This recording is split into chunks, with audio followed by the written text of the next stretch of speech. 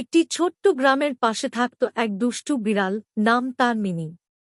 Mini সারাদিন দৌড়াদৌড়ি করত, আবার মুরগির খোঁয়ারের পাশে গিয়ে দুষ্টুমিও করত।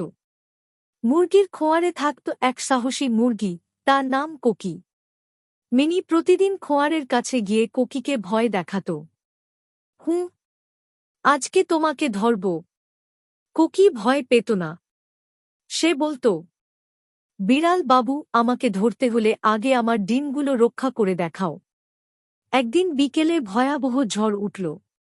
হাওয়ায় খোঁয়ারের দরজা খুলে গেল, আর কোকির 3টা ছোট ছোট বাচ্চা বাইরে পড়ে গেল। কোকি খুব ভয় পেল। তখনই মিনি ছুটে এসে বাচ্চাগুলোকে মুখে ধরে একে একে খোঁয়ারের ভেতরে রেখে দিল।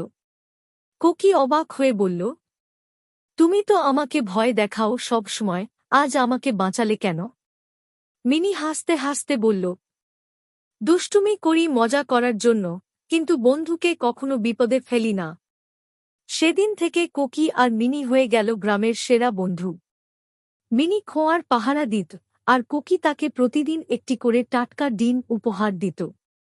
বন্ধুত্ব মানে ভয় নয়, পাশে থাকা।